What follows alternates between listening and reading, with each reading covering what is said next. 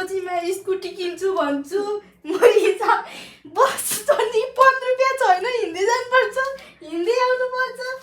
यस्ताले iPhone किन्ने सपना देखाएको थियो सपना भने चाहिँ